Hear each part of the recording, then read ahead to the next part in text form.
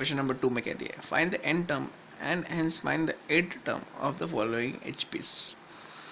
तो n term ढूंढना है and eight term of H P ढूंढना है हमें। एच पी का एन टर्म कैसे निकलते हो हमें पता नहीं, पर हमें ये पता है कि H P is the reciprocal of A P and A P का एन टर्म निकलना हमें पता है।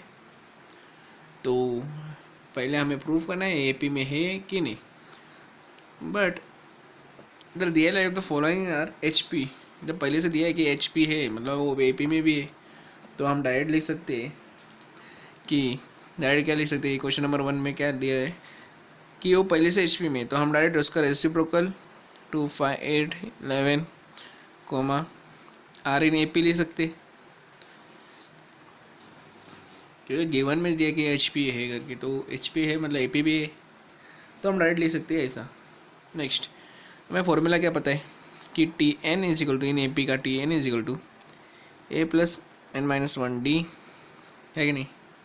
फिर A is the first term, A is the first term and D is the common difference. ठीक है,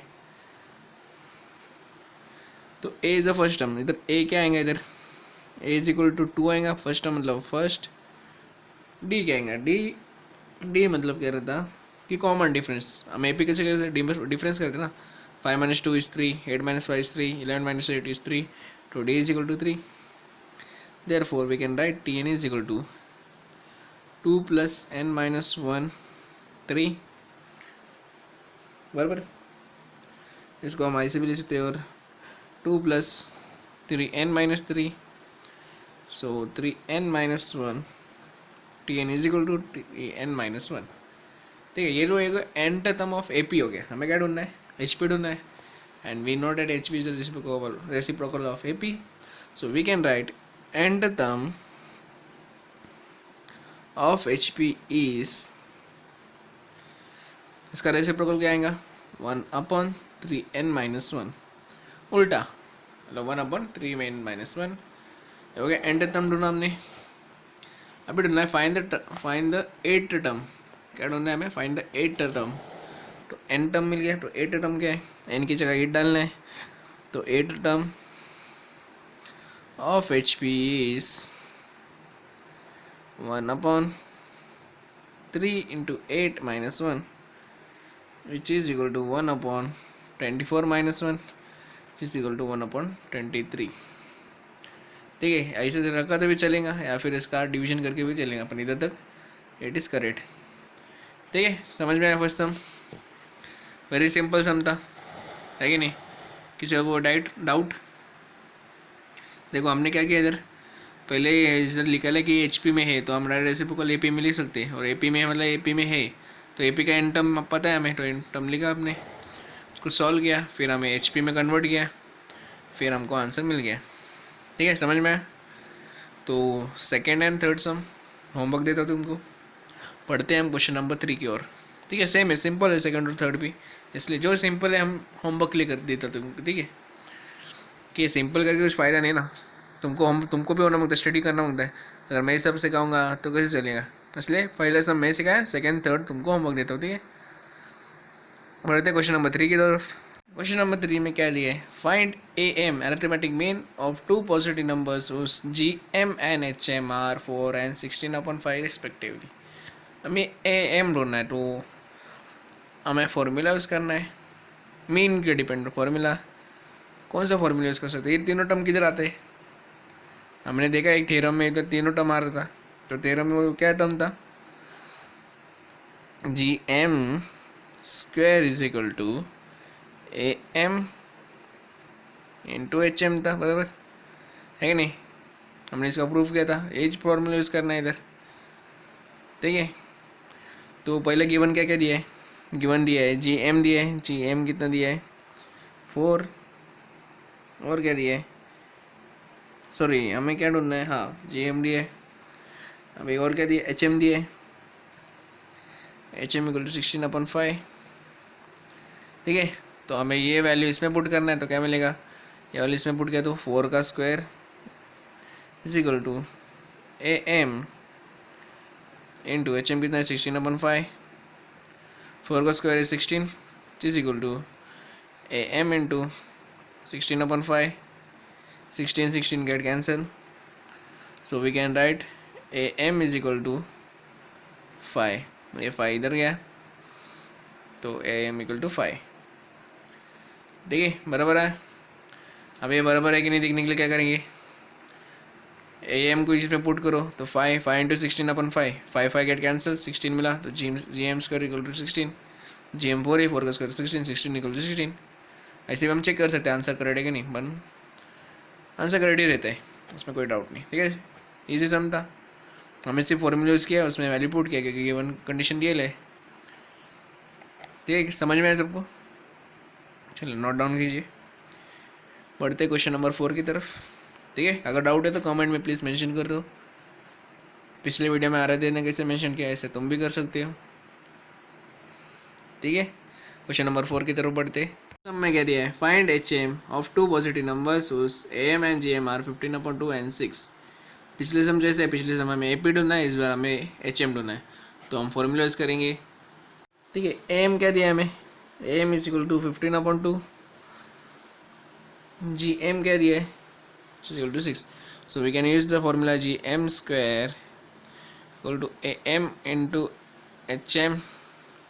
जी एम स्क्वायर क्या है 6 का square is 36, 15/2 into H M. Therefore we can write H M is equal to 36 into 2/15, which is equal to 3 5 ज़ा 3 1 2 ज़ा 12 2 ज़ा 24/5. ठीक है, समझ में आया, वेरी सिंपल सम. ठीक है, वेरी सिंपल सम. आते 2 मार्क के लिए, इजी मार्क स्कोरिंग कर सकते थे, स्कोरिंग के लिए इजी है सम. ठीक है, फिफ्थ सम में क्या पूछा है, find G M of two positive numbers उस A M and H M are 75 and 48. तो जी एम ढूंढना है, हमने ए एम ढूंढा पिछले सम में, इस समय एच एम ढूंढना है, तो अगले सम में हमें जी एम ढूंढना है. तो जी एम का सम आप कर दीजिए होमवर्क के लिए. ठीक है, वेरी इजी सम है. देखो इतना स्टेप में होता है सम. ठीक है, चलो बढ़ते हैं क्वेश्चन नंबर 6 की तरफ. 6 ओके, 6 सम देखो कितना सिंपल सम है. ठीक है, इधर क्या पूछा है, insert the two numbers between 1/4 and 1/13 so that the resulting sequence is H P.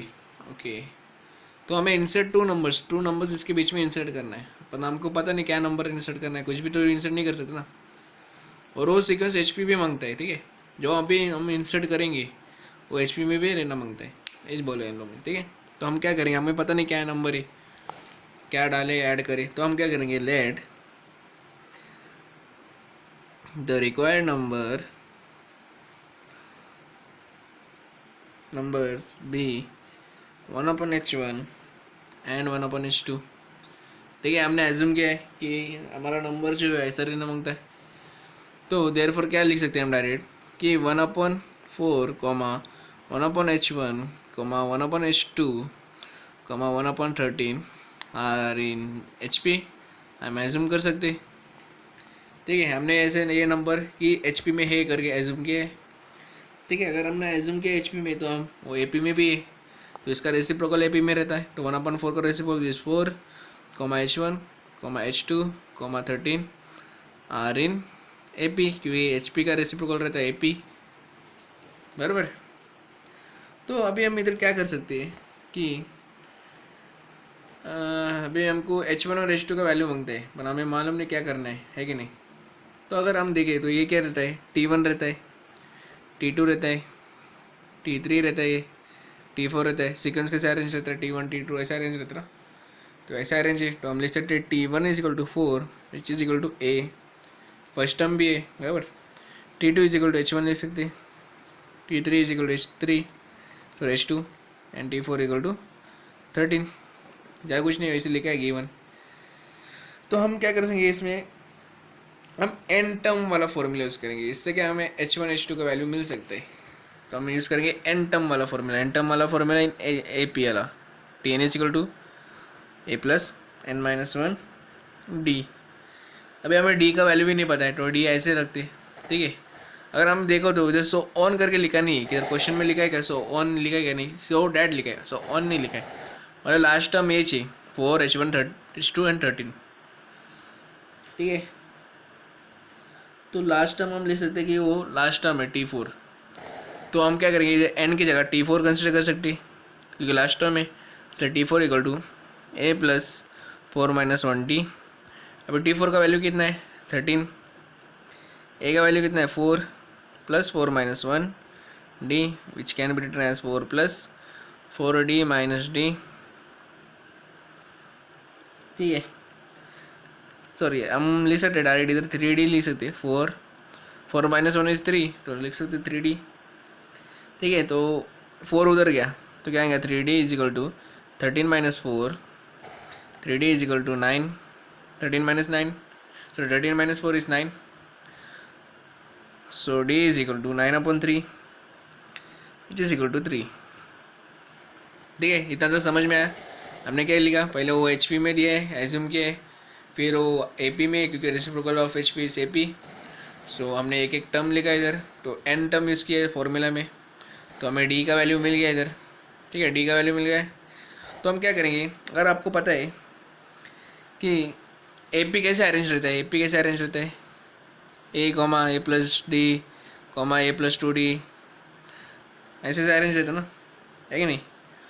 तो and so on a plus 3d and so on arrange रहता है। ठीक है, तो अगर हम इसको और इसमें कंपेयर किया, ठीक है, इसको ये वाला इसको और इसमें कंपेयर किया, तो ये T1 है, ये T2 है, ये T3 है, ये T4 है कि नहीं।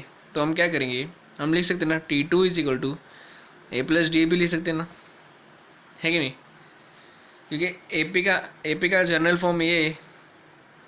तो हम लिख सकते हैं T2 equal to a plus d, और T2 क्या है हमारा इधर H1, तो H1 is equal to a plus d. हमें a का वैल्यू पता है, d का वैल्यू भी पता है। a का वैल्यू कितना है 4 जो हमने ढूंढा था इधर, और d तो आप भी ढूंढा है, तो which is equal to 7। Same इसी तरह हम लिख सकते हैं T3 इज इक्वल टू, हम इधर लिख सकते हैं T3 is equal to a plus 2d लिख सकते हैं। तो T3 क्या है हमारा H2, तो H2 is equal to 4 plus 2 into 3 is 6 is equal to 10, तो H3 भी आया 10। देयरफॉर हम लिख सकते हैं, क्या लिख सकते हैं, देखो अभी समझ में आना क्यों मैंने ये AP लिखा, या हमें वैल्यू मांगता था। AP का जनरल टर्म ऐसे लिखते हैं हम a plus 2 a plus 3d। इसको सॉल्व करके हम देख सकते हैं T2 का value a plus D, T2 H1 भी है कि नहीं, सिंपल था ना। तो हम लास्ट समझ में आया ये, ठीक है, जरा ध्यान से देखिए, इसको समझ में आके देखो। ठीक है, उसका लाइन लिखेंगे therefore for a resulting sequence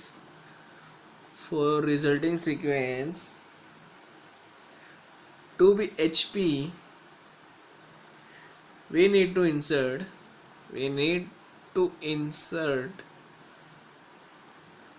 क्या इंसर्ट करेंगे, we need to insert numbers 7 and 10 मिला था हमें बराबर, तो 7 का रेसिप्रोकल इज 1/7 एंड 10 का इज 1/10। ठीक है, इसका रेसिप्रोकल लिखा। ठीक है, समझ में आया, वेरी इजी सम। बढ़ते क्वेश्चन नंबर 7 की तरफ। नंबर 7 में क्या दिया है, insert two numbers between 1 and -27 so that the resulting sequence is a JP। Same sum है, बट इधर रिजल्टिंग हमें जीपी में चाहिए, उधर एचपी में था, है कि नहीं। तो हम क्या करेंगे, लेट सेम वे करेंगे, let the required two numbers be G1 and G2। ठीक है, तो हम क्या लिखेंगे अभी, ये हम एज्यूम करते हैं कि 1, G1, G2, -27 are in GP। ठीक है, ये GP में है तो हम लिख सकते हैं कि a इज इक्वल टू 1 लिख सकते हैं, बराबर। एंड वी तो T इधर a इज इक्वल टू 1 मतलब T1 equal to 1, T2 is equal to G1, T3 is equal to G2 and T4 is equal to -27। Same n term वाला use करेंगे formula. इधर जीपी है, GP का n term पता है हमें क्या रहता है, T N is equal to A r raise to n minus one. अब इधर इतना ही दिया है, मतलब ये लास्ट फाइनल वैल्यू दिस, तो टी फोर दिया है, तो T four is equal to A R four minus one. ठीक है, टी फोर क्या है हमारा -27, A is one, R raise to three मतलब R cube, so we can write r cube equal to -27, therefore r is equal to -3। 3 का cube क्या रहता है 27 रहता है कि नहीं, तो हम लिख सकते हैं r is equal to -3। ठीक है, कैसे 27 क्यों लिखा, कि अभी इधर लिखता हूँ मैं further process, r3 equal to -3 का क्यूब, तो we can write r equal to -3। ठीक है, तो अभी हमें पिछले समय हमने क्या किया था, T2 T3 का वैल्यू पता था। सेम वे जीपी का सीक्वेंस कैसे, जीपी में कैसे अरेंज रहता है, जीपी से arrange a comma a are square a r cube and so on. ठीक है, तो इधर ये T2 हो गया, T2 is equal to A r लिख सकते हैं हम, बराबर, पर T2 इधर क्या है G1, तो G1 is equal to A R, A क्या, ए का वैल्यू क्या है 1 into -3 which is equal to -3। ठीक है, और next T3 is equal to A T3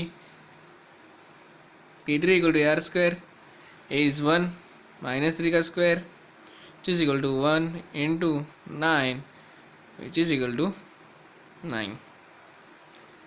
ठीक है, समझ में आया, फिर हम लिख सकते हैं therefore for resulting sequence to be GP, we need to insert numbers -3 and 9। इधर हम रेसिप्रोकल क्यों यूज़ कर रहे हैं, क्योंकि जीपी में जीपी किसका भी रेसिप्रोकल नहीं रहता।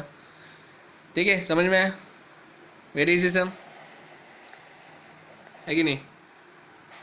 चलो बढ़ते हैं क्वेश्चन नंबर 8। क्वेश्चन नंबर 8 मैं सोल्व करूँगा, क्वेश्चन नंबर 9 तुम्हें होमवर्क देता हूँ। ठीक है, क्वेश्चन नंबर 8 सिंपल है, सेम उसी तरह क्वेश्चन नंबर 9 है, तो वो तुमको होमवर्क के लिए देता हूँ। ठीक है, क्वेश्चन नंबर 8 की तरफ बढ़ते।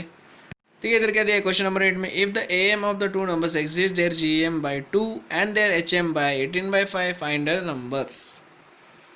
ठीक है, हमें वो दो नंबर ढूंढना है, if the two numbers exist by GM by 2 and their, अब इधर एग्जिट by 2 मतलब क्या रहता है कि नहीं, आपको डाउट आ रहेगा एग्जिट by 2 क्या रहता है, तो मैं आगे बताता हूँ। ठीक है, पहले हम क्या लिखे, हमको ये सम को देखे कौन सा फॉर्मूला यूज़ कर सकते हैं हम, ये वाला फॉर्मूला यूज़ करेंगे ना, जी स्क्वायर इक्वल टू एच वाला फॉर्मूला यूज़ करके करेंगे ना, तो ये जी और एच और ये मतलब एक ही इसमें आता है जी स्क्वायर इक्वल टू एच में, तो हमें ये फॉर्मूला यूज़ करना है, बराबर। तो हमें गिवन कंडीशन क्या दिया भाई, गिवन कंडीशन, ठीक है। अभी तक क्या लिखा है, M of two numbers exit their GM by 2, तो इससे पहले हम लिखेंगे let the to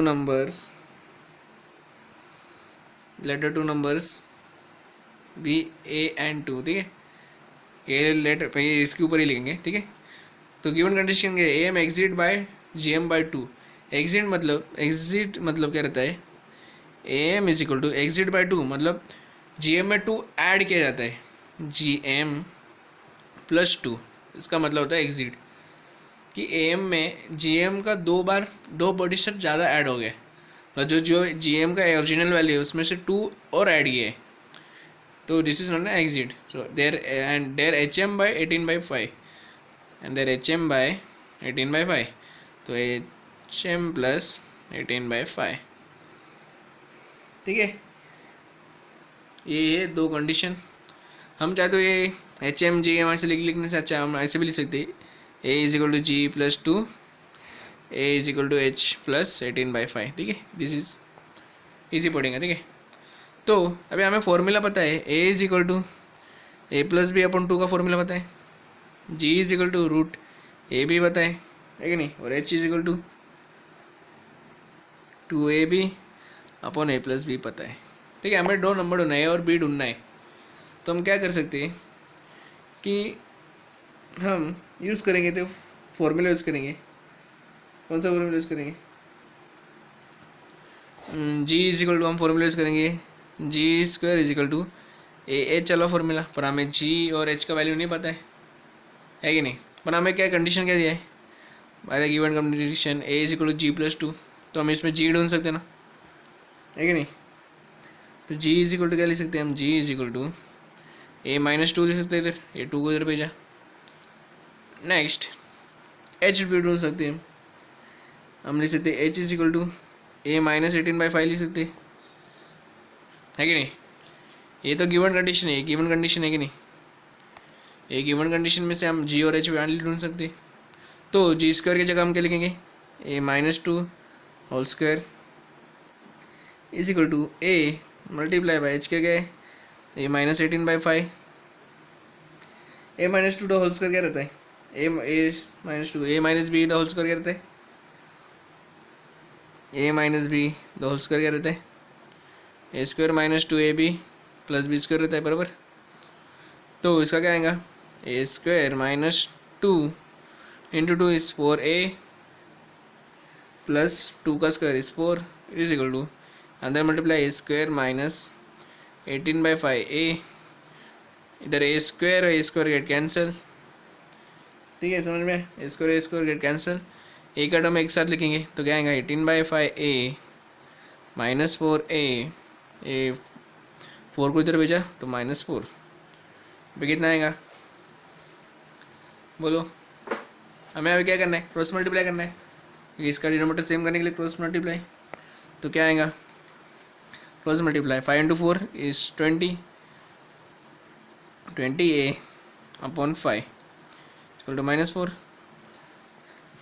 18 minus 20a is minus 2a upon 5 which is equal to minus 4 which is equal to minus 2a is equal to minus 20, 5 4 सा 20 है कि नहीं। तो a is equal to minus 20 upon minus 2 plus plus 2 1 सा 2 10 सा, therefore a is equal to 10 आया, ठीक है। a का वैल्यू मिला हमें 10, therefore a is equal to 10, therefore a is equal to 10 मिला हमें। पर हमें ढूंढना क्या है, a और b ढूंढना है। a क्या है हमारा अरिथमेटिक मीन, तो a plus B upon 2 is equal to 10 लिख सकता हूँ ना, तो मैं लिख सकता हूँ a plus B is equal to 20 लिख सकता हूँ। तो भी हमें वैल्यू मांगता है और b का, तो मैं क्या करूँ, कौन सा तो एक वैल्यू को इधर रख के दूसरा वैल्यू इधर भेजता हूँ। तो मैं क्या करता हूँ, b को इधर रख के 20 माइनस ए लिख सकता हूँ, इसको हम इक्वेशन 1 कंसिडर करेंगे, ठीक है। तो हम कौन से भी कंडीशन, जो कंडीशन हमें दिया था गिवन में, क्या कौन से भी कंडीशन GM (x/2) वाला या फिर HM/18 वाला 5, इसमें से कौन से भी कंसिडर करती है। तो हम कंसिडर करते जी वाला करते, जी इज इक्वल टू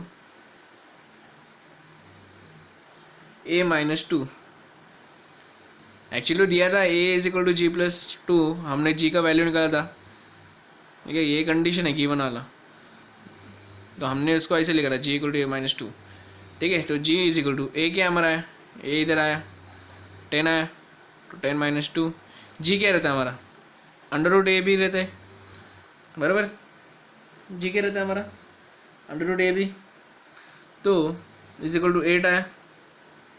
तो अभी हम क्या करेंगे, अंडर रूट में आंसर तो नहीं मांगता है ए बी का, तो हम क्या करेंगे, squaring on both side taking square root कर सकते हैं, टेकिंग स्क्वायर रूट या फिर स्क्वायरिंग ऑन बोथ साइड करेंगे, वही होता है टेकिंग स्क्वायर, ये अच्छा रहता है स्क्वायरिंग ऑन बोथ साइड करके, ठीक है। तो क्या आएगा, A B is equal to 8 का स्क्वायर इज 64। अब ये हो ए बी का वैल्यू नहीं पता हमें, तो हमने इधर देखा था बी का वैल्यू तो हमने लिखा था, तो क्या करेंगे, A is equal to A B का वैल्यू लिखेंगे हम 20 minus A is equal to 64, तो 20a minus A is equal to 64, 19a is equal to 64, ठीक है। सॉरी इधर ए स्क्वायर आएगा, ठीक है, ए स्क्वायर आएगा, तो हम लिख सकते हैं minus A square plus 20a minus 64 equal to 0 लिख सकते हैं, ठीक है।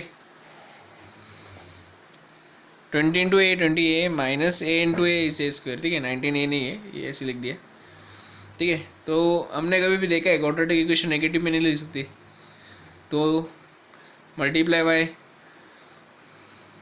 -1 करेंगे तो क्या आएगा, A square minus 20a plus 64, equal to 0। अब ये क्वाड्रेटिक इक्वेशन बन गया, ठीक है।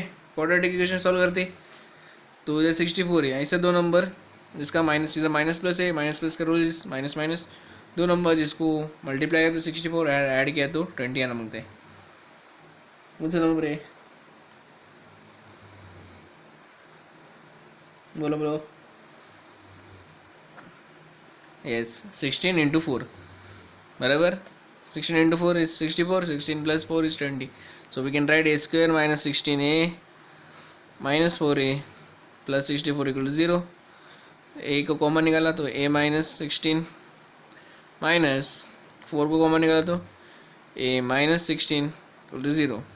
सो a minus 4 bracket a minus 16 equal to 0। So we can write a is equal to 4 और a इज इक्वल टू 16। ठीक है, a का वैल्यू 2 मिला है तो इसको हम क्या करेंगे, इसमें पुट करेंगे b में। ठीक है, तो हमें a और b का वैल्यू मिल जाएगा। इधर ये समझ में हमने कंसिडर किया है, इधर स्क्वायरिंग बोथ साइड किया तो A B is equal to 64 आया, b का वैल्यू पुट किया 20 minus A. So 20 into A 20 A into A is A square is equal to 64। तो ये माइनस में नहीं मांगता हमें, क्वाड्रेटिक इक्वेशन में स्क्वायर का तो माइनस में नहीं रहता, इसलिए हम मल्टीप्लाई बाय -1 किया होल इसमें। तो क्या है, A square minus 20 A plus 64 equal to A. फिर क्वाड्रेटिक इक्वेशन सॉल्व किया तो हमें दो वैल्यू मिला, ए इज इक्वल टू 4 और ए इज इक्वल टू 16। अभी नेक्स्ट प्रोसेस इज वैल्यू मिला था हमें, ए का वैल्यू दो वैल्यू क्या मिलता है, ए इज इक्वल टू 4 और ए इज इक्वल टू क्या आया था 16 आया था बराबर। तो when A is equal to 4 B is equal to क्या था, ये माइनस 20 था बराबर, सॉरी 20 माइनस ए था। तो b is equal to 20 minus 4, b is equal to 16 when a is equal to 4 and when a is equal to 16 b is equal to 20 minus a which is 20 minus 16 which is equal to 4। So a का दो value मिल गया है कि नहीं।